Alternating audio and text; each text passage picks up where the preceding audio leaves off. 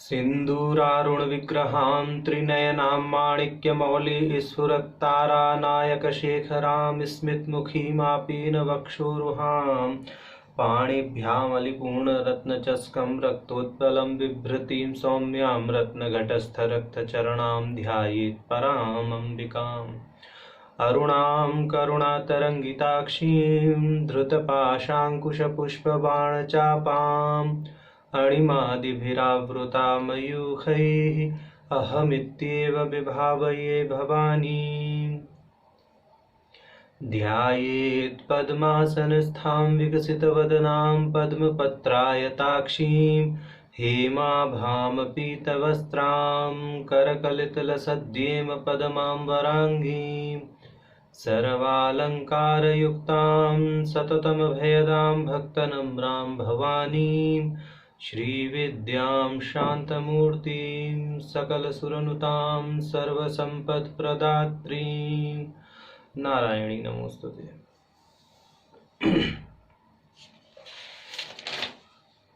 ललिता सहस्रनाम के सौभाग्य भास्कर भाष्य के अंतर्गत ललिता सहस्रनाम के प्रथम अध्याय का 16वां श्लोक भगवान हयग्रीव वाच चल रहा है। उसमें अब हयग्रीव भगवान अब ऋषि अगस्त्य से कहते हैं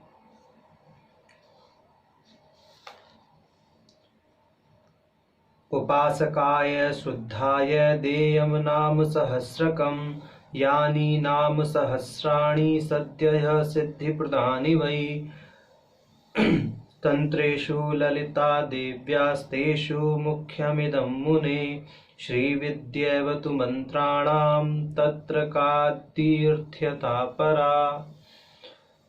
ये कहते हैं जो उपासना करने वाले शुद्ध है मतलब शुद्ध चित्त वाले साधक हैं उन्हें सहस्र नामों का जो ज्ञान है वह दिया जा सकता है।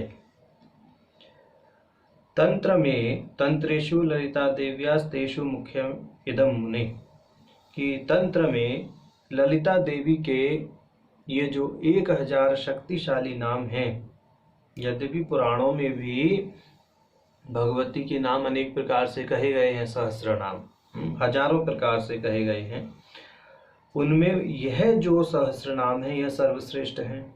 श्री विद्येवतु मंत्राणाम तत्र कादिर यथा परा, और सभी मंत्रों में श्री विद्या का जो मंत्र है वह श्रेष्ठ है, और उनमें भी कादि विद्या सर्वश्रेष्ठ मानी जाती है। यानी जो श्री विद्या में कादि और आदि संप्रदाय हैं, यद्यपि सादी संप्रदाय भी है एक, उन सभी संप्रदायों में जो श्री विद्या का कादि संप्रदाय के अंतर्गत जो मंत्र ग्रहित है वह मंत्र सर्वश्रेष्ठ मान्य है। पुराणां श्रीपुरमिव शक्तीनां ललिता यथा श्री विद्योपासकानां च यथा परः शिवः। जिस प्रकार श्रीपुर सभी पुरों में श्रेष्ठ है, यानी सभी नगरियों में जो है जो श्री नगरी है भगवती की वह सर्वश्रेष्ठ है, या यहाँ पुर से अर्थ चक्र लेना चाहिए कि समस्त चक्र या यंत्र, तो जितने भी देवताओं के यंत्र हैं उन सब से श्रेष्ठ श्री यंत्र है, ऐसा भाव भी इससे लिया जा सकता है। शक्ति नाम ललिता यथा, शक्तियों में भगवती ललिता श्रेष्ठ हैं, और श्री विद्योपासका नाम च यथा परः शिवः, जो श्री विद्या के उपासक हैं उनमें सर्वश्रेष्ठ परम शिव ही हैं। तथा नाम सहस्रेषु वरमेतत् प्रकीर्तितम् यथास्य पठनात् देवी प्रीयते ललितांबिका अन्य नाम सहस्रस्य पाठान्न प्रीयते तथा श्रीमातुः प्रीतये तस्माद् निशं कीर्तयेदिदम्। कहते हैं कि जो विभिन्न सहस्र नामों की चर्चा अभी पहले श्लोकों में की, उन सभी सहस्र नामों में यह सहस्र नाम अर्थात ललिता सहस्र नाम सर्वोत्तम है। देवी ललितांबा किसी अन्य सहस्र नाम के पाठ से इतनी प्रसन्न नहीं होती जितनी इसके पाठ से होती हैं। इसलिए भगवती का अनुग्रह प्राप्त करने के लिए जो उपासक है उनको इसका नियमित पाठ करना चाहिए, यानी जब तक जीवन है तब तक पाठ करना चाहिए, ऐसा भाव है। अब इन 5 श्लोकों पर अर्थात 16 से 20 तक जो भास्कर राय जी ने भाष्य किया है उसका विवेचन करते हैं।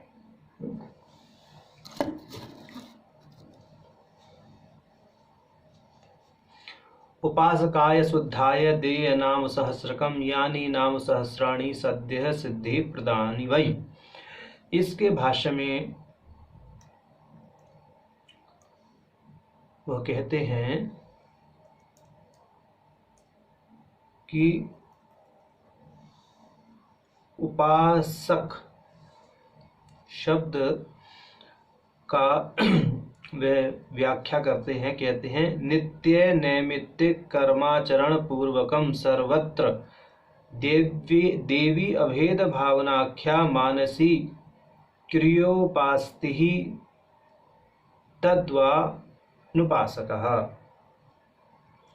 कि जो साधक नित्य नैमित्तिक कर्मों को आचरण पूर्वक करता हुआ सर्वत्र देवी भगवती के साथ अभेद भावना को रखता हुआ मानसी क्रियोपासती अर्थात भगवती का मानस पूजन करता है, वह उपासक कहलाता है। यानी नित्य नैमित्तिक कर्मों को आचरण पूर्वक करना, अच्छा आचरण करना, ये भी भाव है। और सर्वत्र देवी के साथ अभेद भावना रखते हुए मानसी क्रिया करना अर्थात भगवती की ऐसी भावना करना कि सर्वत्र भगवती का अन्य वस्तुओं के साथ अभेद है, अर्थात भगवती ही अन्य वस्तुओं के रूप में उद्भासित हो रही है। मेरे चित्त में भी वही उद्भासित है, मेरे शरीर में भी वही उद्भासित है, मेरा शरीर भी भगवती से भिन्न नहीं है, जगत भी भगवती से भिन्न नहीं है। ऐसी जो सर्वत्र ऐसी भावना रखता है, नित्य नैमित्तिक कर्म भी करता है, निषिद्ध कर्मों को नहीं करता है, ऐसा भी इसमें जोड़ सकते हैं। अब शुद्धाय शब्द के विषय में कहते हैं शुद्ध इति शाठ्यादि दोष राहित्याय, यानी जो पहले श्लोक में बताए गए कि दुष्ट शठ इस प्रकार का उसका आचरण नहीं होना चाहिए, अविश्वास रखने वाला शठ और दुष्टता, इन दोषों से रहित जो साधक है वही शुद्ध पद से कहा गया है। तो उपासकाय शुद्धाय देयम नाम सहस्रकम, तो ऐसे साधक को यह नाम देने चाहिए। अथेतत् उपदेशे ईदृशो निर्बंधोऽस्य रहस्यत्वात्तच्चय मुख्यत्वाच्च देवता प्रीति करत्वेनावश्यकत्वादिति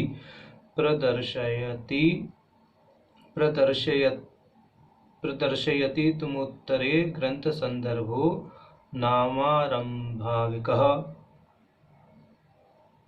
ऐसा यानी कोटि संख्यानि तेषु यानि सद्य सिद्धि प्रदानी 10 संख्यानि एते 10 स्तवा गंगाश्यालकावालरासभे इति संग्रहितानि।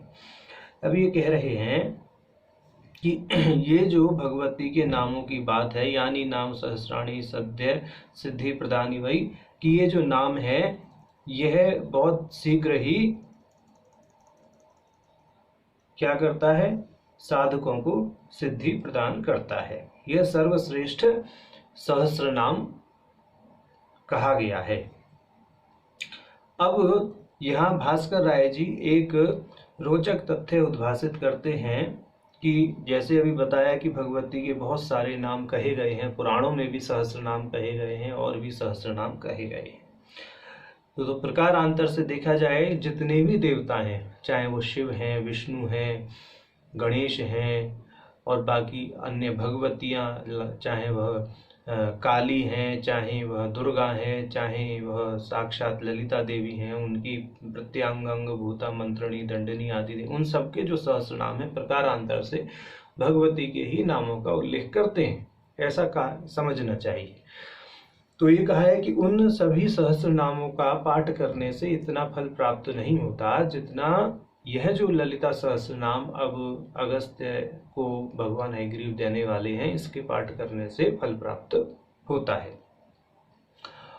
और ये जितने भी सहस्र नाम हैं, यानी जितने भी ग्रंथों में सहस्र नाम उपलब्ध हैं, उनमें से 10 सहस्र नाम जो है मुख्य हैं। मुख्य हैं तो उनमें अक्षरों का निर्देश करते हुए कहा गंग गा श्या ल का वा ल श स भा। तो ये जो हैं 10 अक्षर, इन अक्षरों से या इन 10 अक्षरों के समूहों से आरंभ होने वाले जो सहस्र नाम हैं, वह सहस्र नाम मुख्य हैं। और इन 10 सहस्र नामों में भी जो है ललिता सहस्र नाम सर्वश्रेष्ठ है। तो जो करोड़ों सहस्र नाम या हजारों सहस्र नाम कहे गए हैं, यानी जितने भी देवता हैं वह सब भगवती ललिता का ही रूप मानते हुए सबके सहस्र नामों को भगवती ललिता का ही सहस्र नाम मान लिया, और उनमें भी 10 का चयन कर लिया। कौन कौन से 10 ऐसे सहस्र नामों का चयन किया? तो इन्होंने कहा गंग गा श्या ल का वा ल श स भा। अब इससे यह समझना चाहिए कि गंगा भवानी गायत्री काली लक्ष्मी सरस्वती राजराजेश्वरी बाला श्यामला ललिता 10, ये 10 हैं। कौन? गंगा भवानी गायत्री काली लक्ष्मी सरस्वती राजराजेश्वरी बाला श्यामला ललिता 10। तो ये जो इन्होंने 10 अक्षरों का समूह दिया, इससे इन 10 नामों को समझना चाहिए। तो यानी यह जो 10 सहस्र नाम हैं, यह सहस्र नाम उन हजारों सहस्र नामों में मुख्य हैं, और इन 10 में भी जो ललिता सहस्र नाम है वह सर्वश्रेष्ठ माना गया है, ऐसा भाव है। तो अब अगले श्लोक पर आते हैं। तंत्रेषु ललिता देव्यास्तेषु मुख्यमिदं मुने श्रीविद्येवतु मंत्राणाम तत्र कादिर्यथा परा। ये तंत्रों में, कौन से तंत्रों में? तंत्रों का वर्णन जो है जो 64 आगम है, 64 आगमों का वर्णन सौंदर्य लहरी की एक टीका है जो लक्ष्मीधर जी ने की है, लक्ष्मीधरी टीका। उस लक्ष्मीधरी टीका में सौंदर्य लहरी के 31वें श्लोक का जो अर्थ किया है लक्ष्मीधर जी ने, उसमें बड़े विस्तार पूर्वक इस चीज को बताया है। ठीक। तो ललिता देव्या नाम सहस्राणि तंत्रेषु चतुष्षष्ठी संख्याकेषु पुराणेषुश्च कथितानि तेष्वपीदं ललिता नाम सहस्रम मुख्यताम इति योजनार्थः। तो ये जो तंत्रों में भगवती के, या तंत्रों में, पुराणों में, तंत्रों का अर्थ है कि 64 आगमों में जो, और पुराणों में जो भगवती के नाम कहे गए हैं, यानी जो भी सहस्र नाम कहे गए हैं, उन सभी सहस्र नामों में जो अब ललिता सहस्र नाम का प्रसंग चल रहा है, यह ललिता सहस्र नाम मुख्य है। देवी नाम सहस्राणि कोटिशः सन्ति कुंभजे इति उत्तर ग्रंथानुसारात्। उत्तर ग्रंथानुसारात् मतलब जो ग्रंथ के अंत में, यानी कि इसके अंतिम अध्याय में भी ऐसा वर्णन आया है। ललिता सहस्रनाम के 3य अध्याय में भी ऐसा वर्णन आया है, यानी फलश्रुति अध्याय में भी ऐसा वर्णन आएगा, ऐसा यहाँ निर्देश किया भास्कर राय जी ने। उन देवत्वा मंत्रा स्त्री देवत्या विद्या इति मंत्र विद्योर्लक्षण भेदेप्यस्याः। कहते हैं कि जो मंत्र है वह तो पुल्लिंग पद है, पुल्लिंग पद, और जो विद्या है वह स्त्रीलिंग पद है। यह समझना चाहिए। मंत्र और विद्या में यह अंतर है कि मंत्र जो है पुन देवत्य है और जो विद्या है वह स्त्री देवत्य है। पहले यह ध्यान पूर्वक समझ लें कि विद्या और मंत्र में क्या अंतर है। मंत्र पुन देवत्य है और विद्या स्त्री देवत्य है। शिव शक्ति सामरस्य रूपत्वात् उभयात्मेति द्योतनाय मंत्राणाम मध्ये विद्येति उक्तम। कि जो शिव और शक्ति का सामरस्य बताने के लिए इस श्लोक में ऐसा कहा गया है, श्री विद्येवतु मंत्राणाम, कि मंत्रों, ये जो पद है श्री विद्येवतु मंत्राणाम, कि जो भगवती के सभी मंत्र हैं उन मंत्रों में श्री विद्या के मंत्र ही श्रेष्ठ हैं। यानी श्री विद्या के जो मंत्र हैं वह सभी मंत्रों में श्रेष्ठ हैं, यानी श्री विद्या ही सभी मंत्रों में श्रेष्ठ है, ऐसा यहाँ कहा गया है। तो मंत्रों के मध्य जो विद्या पद से कहे गए हैं, यह इस दृष्टि से कहे गए हैं कि भाई मंत्रों का पद जो है वह तो पुन देवत्व है और जो विद्या है वो स्त्री देवत्व है। तो इस बात को कहने का तात्पर्य यह है कि शिव और शक्ति का सामरस्य मंत्र और विद्या, यानी मंत्र में विद्या प्रतिष्ठित है, सभी मंत्रों में श्री विद्या के मंत्र श्रेष्ठ हैं, ऐसा कहने से कि शिव और शक्ति का सामरस्य जो है समझ में आता है, क्योंकि मंत्र पुन देवत्व और जो विद्या है वो स्त्री देवत्व है, ऐसा कहने का यह भाव है। तो इसीलिए शिव शक्ति का सामरस्य बताने के लिए ये क्या किया उन्होंने, शिव शक्ति सामरस्य रूपत्वाद उभयात्म इति द्योतनाय मंत्राणाम मध्ये विद्येति उक्तम। कि शिव शक्ति का सामरस्य बताने के लिए मंत्रों के मध्य विद्या पद का प्रयोग यहाँ किया गया है, श्री विद्येवतु मंत्राणाम, ऐसे करके यह जो श्लोक में कहा गया है। अतएव देवता ध्याने ऐच्छिको विकल्प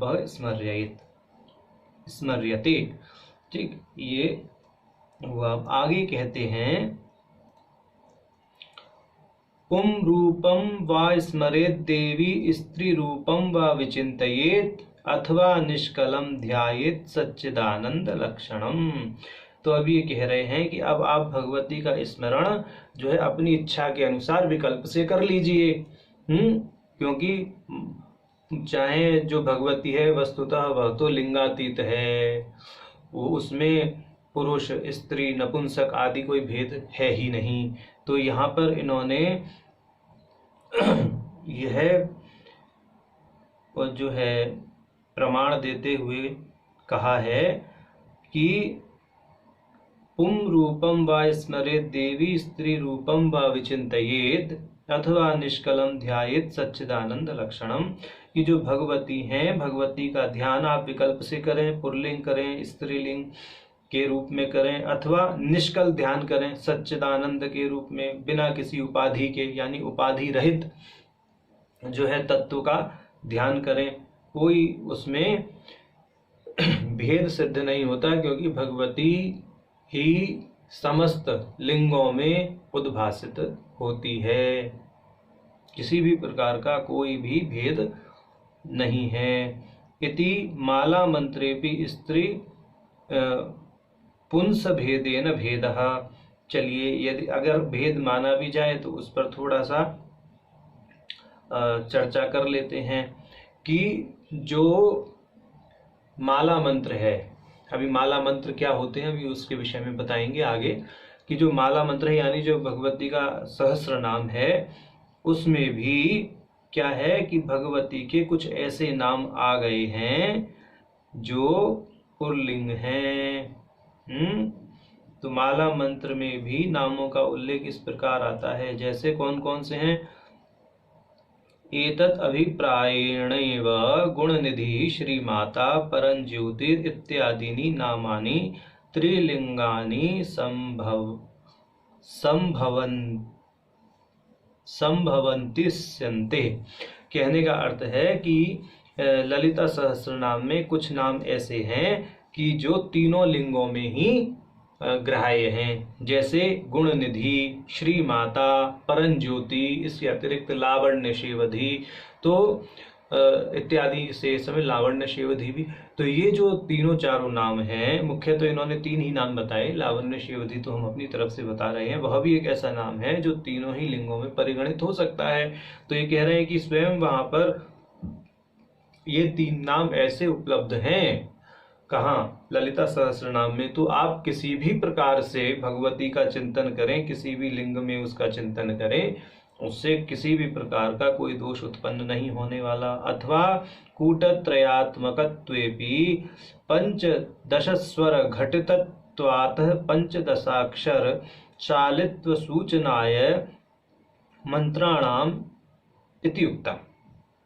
अब ये कह रहे हैं कि जो मंत्राणाम, ये जो बहुवचन पद का प्रयोग हुआ है, इस बहुवचन पद के प्रयोग को इस प्रकार समझना चाहिए कि जो श्री विद्या का मंत्र है वह त्रिकूटात्मक है और उसमें 15 अक्षर हैं। यानी मंत्राणाम का यहाँ पर जो बहुवचन का प्रयुक्त हुआ है, उससे यही स्पष्ट होता है कि मंत्र तो एक है परंतु उसके अंदर 3 कूट हैं और उसके अंदर 15 अक्षर हैं, ऐसा इसका अर्थ बनता है। पिंड करतरी बीज मंत्र माला भेदेन पंचविधेषु मंत्रेषु पंचदशाक्षराणाम मंत्र रूपत्वात् तदुक्तम नित्यातंत्रे। तो नित्यातंत्र के आधार पर यह कहते हैं कि मंत्र 5 प्रकार के होते हैं। पिंड, करतरी, बीज, माला, मंत्र और माला। पिंड, करतरी, बीज, मंत्र और माला, तो यह 5 प्रकार है। पहला है बीज पिंड, दूसरा है करतरी, तीसरा है बीज, चौथा है मंत्र और 5वां है माला। तो ये मंत्रों के 5 प्रकार हैं। अब उनकी परिभाषा करते हैं नित्यातंत्र के आधार पर। मंत्रा एकाक्षरा पिंडः करतरो द्वयक्षरामताः वर्णत्रयं समारम्भः नवर्णा विधिबीजकाः ततो दशार्णमाराभ्य यावत् 20 मंत्रकाः तत् ऊर्ध्वं गता मालास्तासु भेदौ न विद्यते। तो ये कहा कि भाई 5 प्रकार के मंत्र हैं नित्यातंत्र के अनुसार, जिसमें मात्र एक अक्षर है उसको पिंड मंत्र कहते हैं या पिंड कहते हैं। जिसमें 2 अक्षर होते हैं उसको करतरी कहते हैं। जिसमें 3 अक्षर होते हैं, 3 से लेकर 9 अक्षर तक होते हैं, उसको बीज मंत्र कहते हैं। जिसमें 10 से लेकर 20 अक्षर तक होते हैं उनको मंत्र ही कहते हैं। और जिनमें 20 से अधिक अक्षर हैं, यानी 20 से ऊपर जो अक्षर हैं उनको माला मंत्र कहते हैं। तो यह मंत्रों के प्रकार यहाँ उन्होंने बताए। अब इत्यादि कादि ककार आदिर यस्यासा कादि काली शक्ति ही। अब ये कह रहे हैं कि जिसके आदि में ककार है वह कादी मंत्र या कादी शक्ति है। अब यहाँ पर ये अर्थ कर रहे हैं किसका? कादिर यथापरा, इस पद का अर्थ कर रहे हैं कि जिसके आदि में ककार है वह क्या है? कादी या काली शक्ति है। देखिए ऐसा है, तंत्र राजतंत्र में ऐसा ही कहा गया है, यानी कि तंत्र राजतंत्र में शक्ति का जो उल्लेख है काली पद से किया गया है, यानी भगवती का जो उल्लेख है काली पद से किया गया है। यहाँ पर जो कादी विद्या है वही काली शक्ति के नाम से अभिहित है, यह समझना चाहिए। ठीक, अब काली पद के नाम से क्यों अभिहित है, इस पर हम एक आपको अपना संस्मरण सुना देते हैं। गुरुमुख से सुनी हुई बात है। वर्ष 2011 की बात है। जन प्रकाश जी जो हमारे गुरुदेव थे, शंकराचार्य संस्कृत महाविद्यालय भारतीय विद्या भवन में नई दिल्ली में, तो उन्होंने हमें एक बार इस कादी और काली, इस अर्थ कादी और काली शक्ति, इन के मध्य जो सामंजस्य है उसको बताया था। उसी को हम संक्षेप में बता देते हैं। कादी और काली का अर्थ है, काली का अर्थ पंचदशी मंत्र से सिद्ध होता है, यानी ककार से लेकर के और जो तीसरी हिरण्यलेखा है, उस हिरण्यलेखा से पहले वाला जो वर्ण लकार है, यानी ककार शक्ति का सूचक है, और जो तीसरे कूट में लकार आता है वह लकार इस समस्त सृष्टि का, यानी पृथ्वी पर्यंत, क्योंकि लकार पृथ्वी का भी बीज मंत्र सिद्ध होता है, बीज सिद्ध होता है, तो शक्ति से पृथ्वी पर्यंत, यानी भगवती से पृथ्वी पर्यंत जो भी सृष्टि है, उस सृष्टि की समस्त रूप से, फिर अंत में जो ह्रींकार है यानी हिरण्यलेखा है, उस हिरण्यलेखा के साथ में समायोजित करते हुए कि उस समस्त सृष्टि को भगवती के साथ ही योग करते हुए जो बात कही जाती है, यानी जो बात समझी जाती है, जो भावना समझी जाती है, वह काली शक्ति के रूप में जानी जाती है। यानी यह मंत्र के 15 अक्षरों का खेल है। तो ककार, यानी ककार योनि का सूचक है, भगवती का सूचक है, तो और जो लकार है वो पृथ्वी तत्व का सूचक है। तो भगवती से प्रसूत 36 तत्वों को यदि आप देखेंगे तो 36वां तत्व भी पृथ्वी ही सिद्ध होता है, लकार।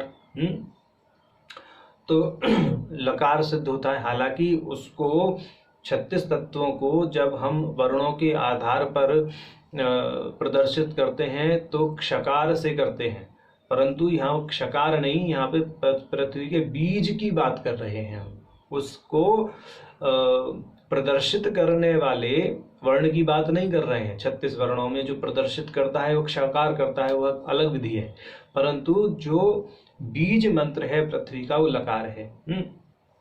तो और लकार कौन सा वाला हम लकार ले रहे हैं? तृतीय कूट में जो हृल्लेखा से पहले लकार आ रहा है, यानी पंचदशी में जो 14वां वर्ण है वह लकार हम ले रहे हैं। ठीक, और उसके बाद जो हृल्लेखा यानी 15वां वर्ण है, वह 15वां वर्ण पूर्णता का सूचक है, यानी आगे भी ककार पूर्णता और जब अंत में भी जो है बीज मंत्र जो हृल्लेखा है वह भी पूर्णता, और उसके बीच में समस्त सृष्टि है।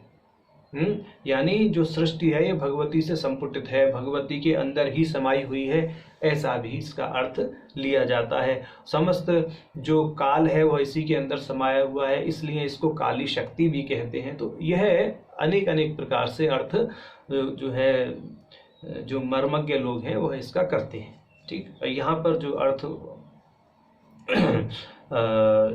प्रदर्शित कर रहे हैं भास्कर राय जी, वह निर्देश मात्र कर रहे हैं कि उन्होंने कह दिया है कि कादी ककार आदिर यस्या सा कादी काली शक्ति, कि ककार जिसके आदि में है वह काली शक्ति है। ठीक, और ककार तो आदि में है ही जैसा अभी बताया, और अंत में लकार भी जिसके है, अंत में यानी 14वां वर्ण लकार है, और फिर वह वर्ण भी जो है शक्ति से ही घिरा हुआ है, यानी उसके आगे भी हिरण्यलेखा है, ऐसा करके।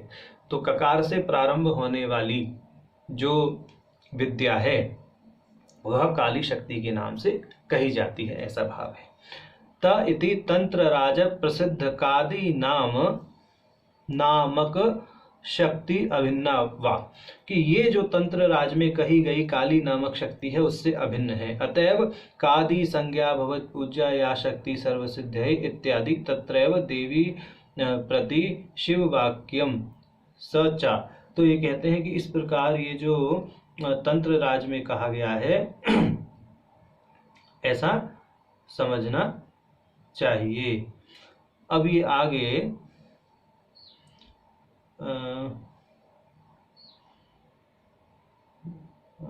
कहा था, कादी संज्ञा भवित पूज्य।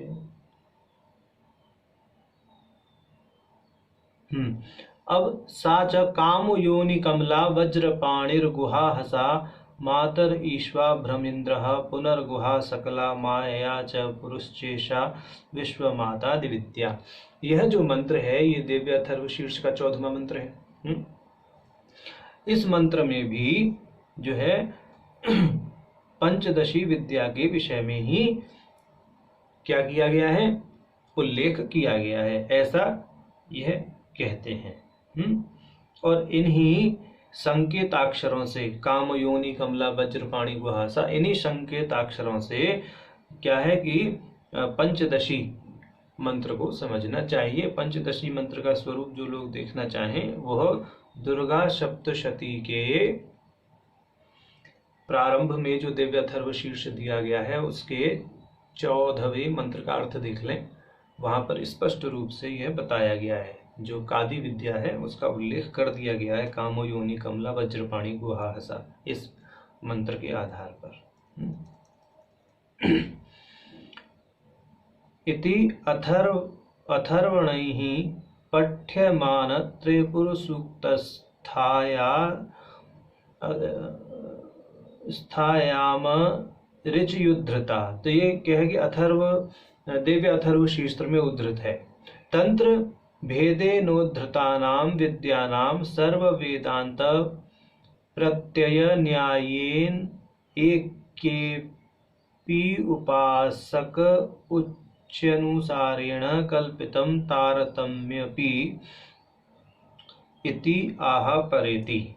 कहते हैं कि जो भगवान व्यास हैं, जिन्होंने बादरायण जी ने जिन्होंने वेदांत सूत्र की रचना की, उनके अनुसार भी वेदांत के पाठ में जिन विद्याओं का उल्लेख है वह सब एक ही हैं, यानी तंत्र से वह भिन्न नहीं है।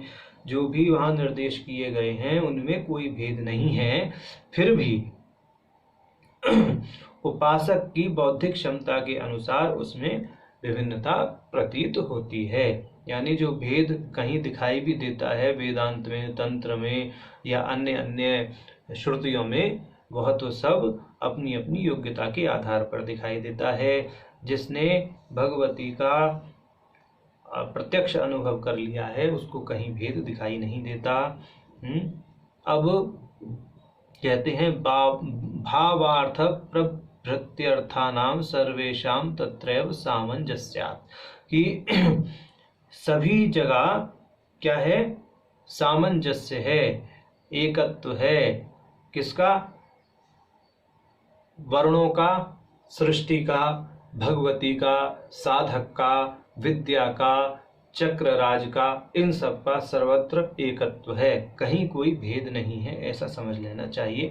पर यहाँ पर जो बात है वो उपासक के शुद्ध मन की, शुद्ध मन का उपासक किस प्रकार से मंत्रों का, श्री विद्या का अनुष्ठान करता है, तो अपनी मानसिक भावना करता हुआ, सब में एकत्व की भाव रखता हुआ, समस्त सृष्टि में, परम चेतना में, अपने में, गुरु में, मंत्र में, यंत्र में, सब में एकत्व की भावना जो रखता है, उसके लिए ऐसा सहस्रनाम कहना चाहिए। तो उसको लेकर के ये पूरा प्रकरण चल रहा है। ठीक, कई बार ऐसा होता है कि भाष्य को सुनते सुनते जो लोग होते हैं, जो श्रवण कर रहे होते हैं, वो यह सोचते हैं पता नहीं किधर की तरफ बातें जा रही हैं, परंतु उधर सावधानी पूर्वक ये समझना चाहिए कि यह जो भी बात कही जा रही है यह किसी ना किसी उद्देश्य के साथ कही जा रही है। ठीक, अब आगे कहते हैं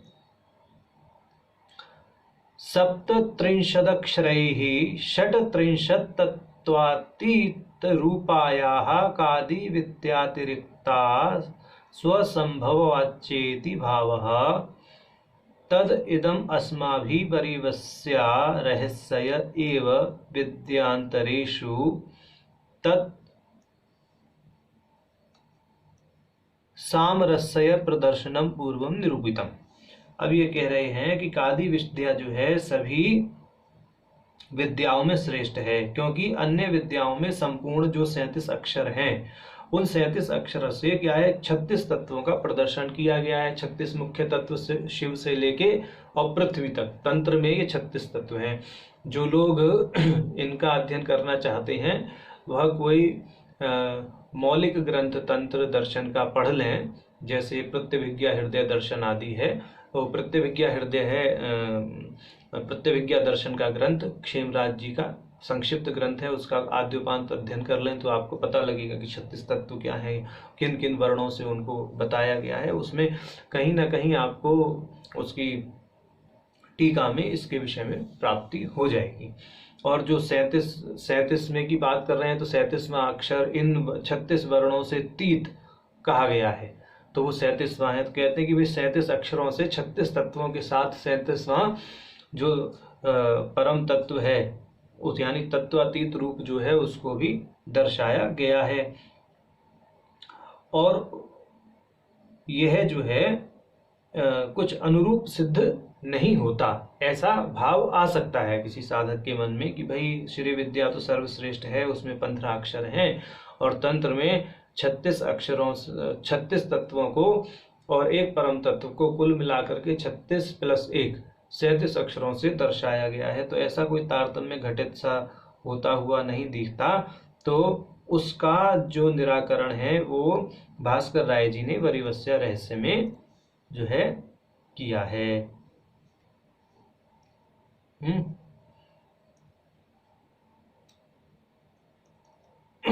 तो वरिवस्या रहस्य में उन्होंने कहा दूसरे अध्याय के और दूसरे अध्याय के 26वें श्लोक में ऐसे कुछ किया हुआ है। ठीक, उसको देखना पड़ेगा, हमें जहां तक ज्ञात है वो यही है। ठीक, अब ये कहते हैं अज व्यंजन बिंदु त्रय नाद तृतीय विभाविताकारा षट्त्रिंशत् तत्वात्मा तत्वातीताश्च केवला विद्या।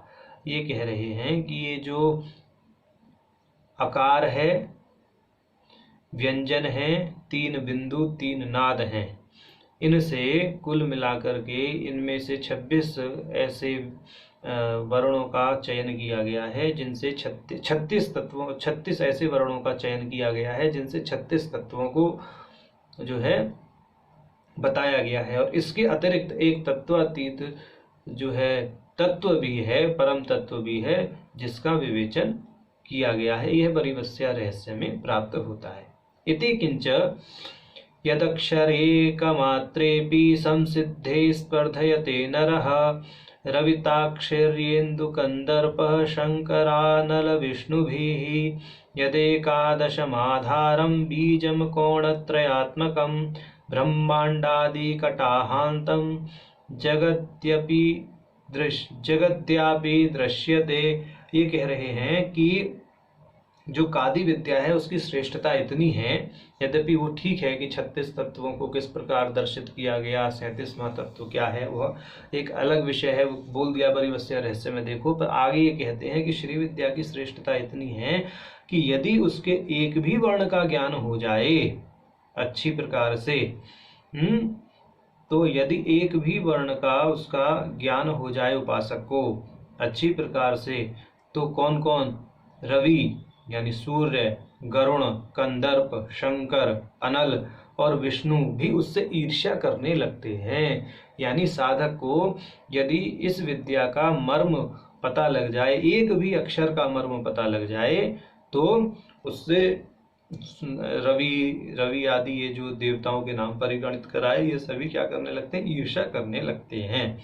अब ईर्ष्या क्यों करने लगते हैं भाई? रवि तो इसलिए ईर्ष्या करने लगता है कि एकमात्र वही था अब तक जिस पर ध्यान दिया जाता था, प्रकाशित करने वाला तत्व, यानी सूर्य ही सारे जगत को प्रकाशित करता है, ऐसा वो यही समझता था। लेकिन जब साधक को पंचदशी मंत्र के वर्णों का ज्ञान हो जाता है तो वह समझ जाता है कि तो सूर्य भी उसी तत्व से प्रकाशित हो रहा है। तो इसलिए जब सूर्य के प्रकाश के भी स्रोत का पता साधक को लग जाता है, तो सूर्य भी उस साधक से ईर्ष्या करने लगता है। यहाँ ईर्ष्या का अर्थ वैसी ईर्ष्या नहीं है, ईर्ष्या का अर्थ है कि वह साधक सूर्य से भी श्रेष्ठ हो जाता है, ऐसा भाव है। अब कहते हैं इसमें यदेकादशम आधारम बीजम कोण त्रयात्मकम। ये जो मंत्र है कौन सा भला, जो कादी मंत्र है, कादी मंत्र के अंदर एक वर्ण प्रयोग होता है एकार, ए से एड़ी वाला ए। उस एकार के विषय में कहते हैं कि ये जो एकार है, यह एकार त्रिकोणात्मक है और ब्रह्मांड आदि कटाहांतम जगद्व्यापी दृश्यते, और ब्रह्मांड के आधार और ब्रह्मांड के बीज के रूप में दिखाई पड़ता है। इस एकार की महिमा इतनी बड़ी है कि समझिए, ये एकार की जो निष्पत्ति है पहले भी बताया था, आकार और इकार से मिलकर के होती है। आकार का अर्थ होता है शिव और ईकार का अर्थ होता है शक्ति। तो ये जो एकार है, इस एकार में शिव शक्ति का सामरस्य है। देखिए, एक प्रकरण बड़ा हो जाएगा, परंतु हम यहाँ संकेत मात्र करते हैं, मंत्र का उच्चारण हम नहीं करेंगे, परंतु यहाँ कहना आवश्यक हमें प्रतीत हो रहा है। कादी विद्या में पहला वर्ण तो सबको पता है ककार है, दूसरा वर्ण एकार है, तीसरा वर्ण फिर ईकार है। अब यह समझिए कि पहला वर्ण जो है वह शक्ति का ही सूचक है। शक्ति का अर्थ है भगवती, योनि का सूचक है ककार। और जो तीसरा वर्ण है वो ईकार, तुर्य स्वर, वह भी शक्ति का ही सूचक है। जो मध्य में एकार है वो शिव और शक्ति के सामरस्य का सूचक है, यानी शिव शक्ति का सामरस्य भी जो है चिश शक्ति यानी भगवती से ही संपुटित है। फिर उसके बाद में जो चौथा वर्ण है वो लकार है।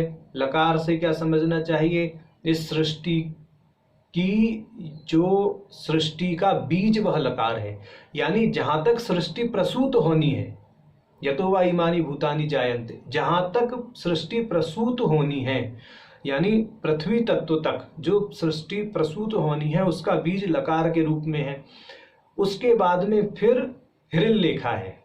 तो अब देखिए, लकार भी दोनों तरफ शक्ति बीज से ही संपुटित है। इसी प्रकार से द्वितीय कूट और तृतीय कूट में भी इसी प्रकार का ही कुछ कुछ है। तो ये हम एक ज़्यादा विस्तार में तो नहीं बता रहे हैं, परंतु यह वह चीज़ें हैं जो हमें जन प्रकाश गुरुदेव से प्राप्त हुई थी और जन प्रकाश जी से, और वो इन चीज़ों को बहुत गहराई में हमें समझाया करते थे। तो उसी चीज़ का हमें यहाँ स्मरण हो रहा है, इसको देख करके भाष्य को, तो वो हमारे मुख से अनायास ही निकल भी पा रहा है। तो चलिए अब आगे भाष्य पर ही रहते हैं।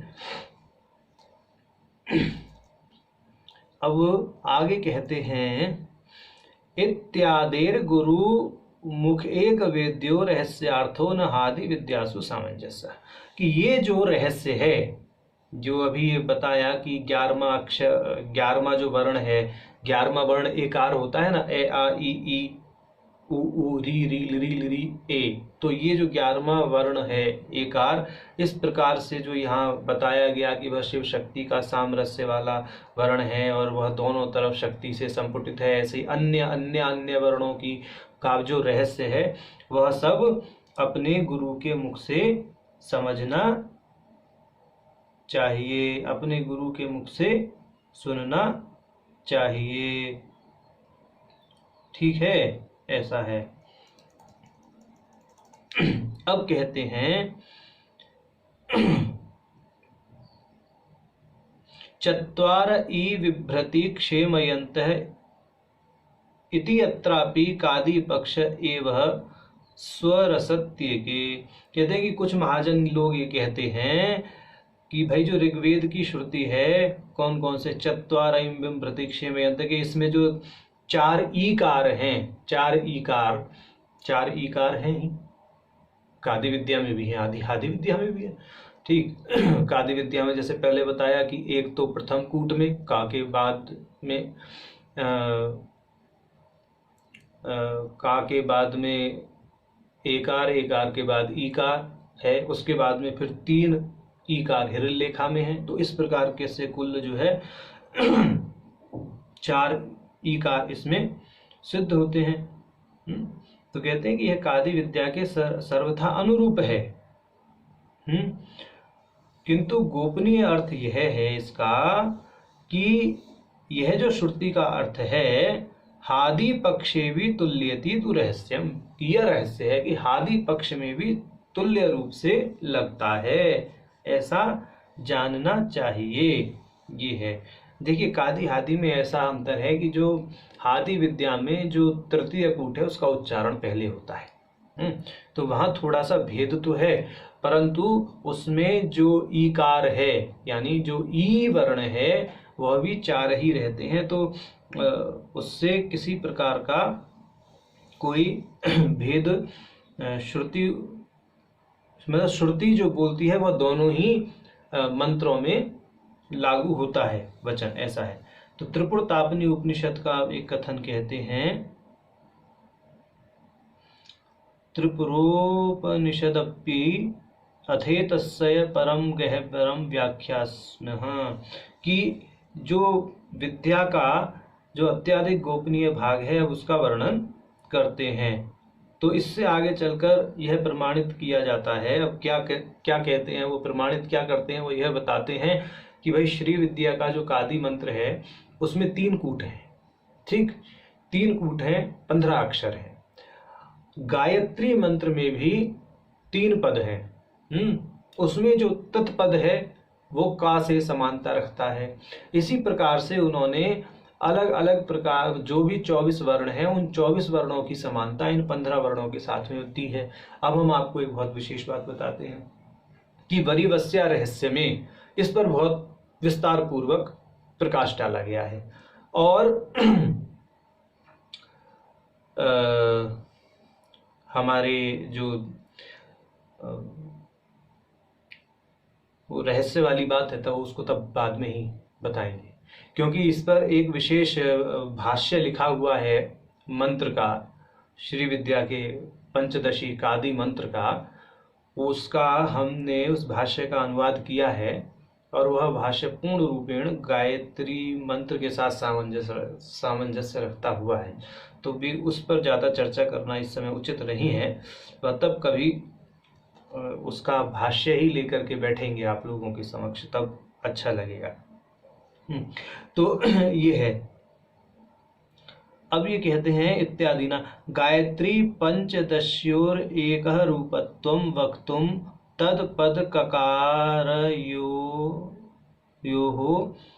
एव एकार्थत्व मुक्तम तन मूलकत्वे नैवान्या उद्धृताः त्रिशत्यां कामेश्वराभ्याम अपि अया एवादरः क्रियमाणो दृश्यते। तंत्रराजे तु तृतीय कूटस्यैव प्रथम उद्धारणेन तत्रैवाक्षर निवेशे न्यायो कूटयोर्लाघवेनोद्धाराय हादि विद्येवादृति गेयम्। तो वही है जो अभी बताया कि तीसरे कूट का उच्चारण पहले होता है और गायत्री मंत्र के साथ में कादि मंत्र का सामंजस्य है, ये सब बात है कह रहे हैं। तो अतएव त्रिपुर सूक्त शिव शक्ति काम इति सौंदर्य लहरिस्त श्लोक द्वयम द्योपि व्याख्यातम इति दिका।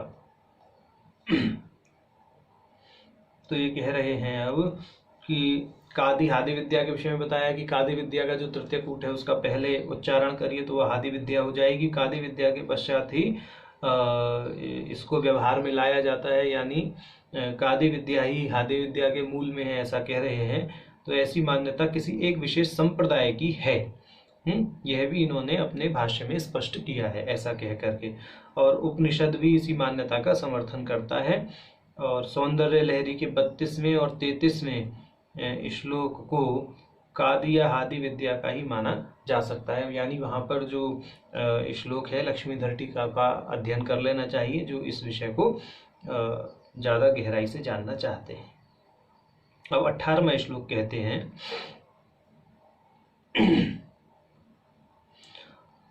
पुराणां श्रीपुरमिवं शक्तीनां ललिता यथा श्रीविद्योपासकानां च यथा देवो वरः शिवः। उपासकानां इत्यन्ताश्चस्रो निर्धारणे षष्ठयः उपास्तेः परमं फलम् उपास्य भेदः स च परम शिवे सार्वकालिक एवास्ति तत्युपासकत्वं तस्यापि अविशिष्टम् कथम अन्यथा तस्यादीनाथत्वं तद्भेदानुसंधानम् अस्मादादीनां च संगच्छते। कहते उपासकों का जो यानी उपासकों की उपासना का जो सबसे बड़ा परिणाम है या सर्वोच्च परिणाम है वो यह है कि उनका उपासक के साथ में अभेद हो जाता है। उपासते परमम फलम उपास्या भेदः, यानी उपास्य भगवान यानी भगवती के साथ में उपासक का अभेद हो जाता है। ऐसा क्या है? चरम फल है उपासकों की उपासना का। तो ऐसा उपासक कौन है? ऐसा उपासक तो परम शिव ही हैं। यानी परम शिव ही एक वह तत्व है जिनका भगवती के साथ नितांत अभेद है, ऐसा। और उपासना का अर्थ भी होता है, उपासना की परिभाषा ही यह है कि निकृष्ट में उत्कृष्ट की कामना करना, इसे ही उपासना कहते हैं। और कहते हैं कि यदि ऐसा ना हो, क्या कहते हैं कि कथम अन्यथा तस्मात् देवी अभेद अनुसंधान दारण्य बल लब्धा भेदेन गुरुणा सह शिष्यस्यपि अभेदानुसंधानात् देवी अभेद लाभस्य नाथेक द्वारक्तायाः सिद्ध्यांत रहस्यत्वादित्याशयेनाः वरः शिव इति परम शिव इत्यर्थः तेन गुण दारिद्र्यादि निरासः। ये कह रहे हैं कि यदि साधक अपनी उपासना के बल से ऐसा अनुसंधान करे कि देवी में गुरु में आपस में क्या है? अभेद है। यानी शिष्य गुरु देवी में आपस में क्या है? अभेद है। इस अभेद का जब लाभ हो जाता है तो वह जो शिष्य है वह भी परम शिव के तुल्य ही हो जाता है, ऐसा यहाँ पर भाव है। ठीक। और परम शिव है जिनके अंतर्गत रुद्र और अन्य देवता नहीं आते, क्योंकि उनमें कोई गुण नहीं है। परम शिव जो हैं यह वस्तुतः निर्गुण हैं। इनमें कहते हैं कि गुणी रुद्रादि निरासः। इस परम शिव पद से इन देवताओं को नहीं समझना चाहिए। रुद्र आदि देवताओं का कोई अर्थ नहीं है, क्योंकि परम शिव तो गुणहीन है। रुद्र तो क्या है? तमोगुण प्रधान है। रुदायती रुद्र कहते हैं ना,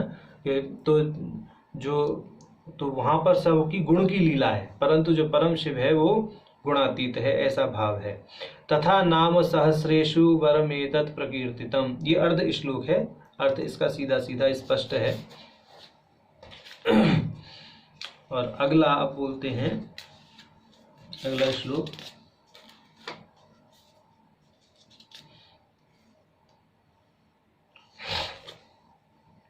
यथाश्चय पठनात् देवी प्रीयते ललितांबिका अन्य नाम साहस्र पाठन न प्रीयते तथा श्रीमातुः प्रीतये तस्मात् अनिशम कीर्तयेदिदम्। अब कहते हैं कि मुख्यत्वे हेतुमाह यथायति यथा निरवधिकम इत्यर्थः अन्येषां शिव विष्णुवादीनां नाम सहस्रयांश तावस्य तस्येपि वा अथेतत् पाठ विद्यते। कहते हैं कि भाई भगवान विष्णु के नाम से ज्यादा उत्तम शिव का सहस्र नाम है, विष्णु शिव के सहस्र नाम से ज्यादा उत्तम भगवती का सहस्र नाम है, ऐसा समझना चाहिए। अब सहस्र नाम का यहाँ पर ये बहुत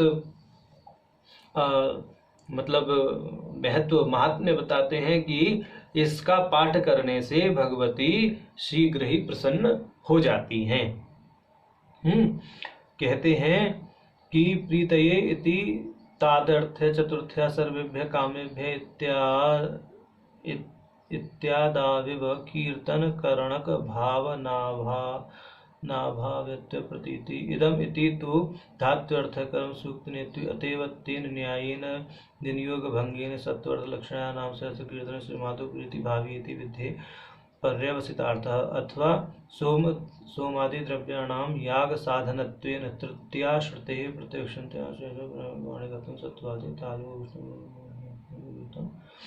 ये कह रहे हैं कि भगवती के सहस्र नामों का जो कीर्तन है वह कीर्तन किस प्रकार करना चाहिए। वह कीर्तन आप अपने तालु होस्ट से करें, यानी अपने मुख से भगवती के नाम का जप करें, नाम का पाठ करें। पाठ से आगे बोलते हैं नाम पठन वन नाम स्मरणस्यापि वचनांतरेषु फल श्रवणात्। तो नाम का पाठ करना अपने तालुकंठ आदि से या उसका स्मरण करना, यह दोनों में से आप किसी भी प्रकार से कर सकते हैं। और तस्मादि हेत्वाधिकारण न्यायन अर्थवादः, तो इस प्रकार से अर्थ समझ लेना चाहिए, यानी स्मरण करना और पाठ करना इसमें कोई भेद नहीं है। अनिशम यावत जीवः, तो अनिशम का अर्थ है कि जब तक आपका जीवन है, आजीवन या जीवन भर यह करना चाहिए। तो तेनाग्निहोत्रवत् नित्य कामेभ्यो भयरूपम इदम कर्मेति सिद्ध्यति। तो जिस तरह हम नित्य होम आदि करते हैं, उसी प्रकार से इस ललिता सहस्त्र नाम का भी पाठ करना चाहिए। इस प्रकार का निरंतर अनुष्ठान करते रहने से भगवती शीघ्र ही प्रसन्न होती हैं और उपासकों को मुक्ति लाभ देती हैं, ऐसा कहने का अर्थ है। ठीक, नमो नारायण।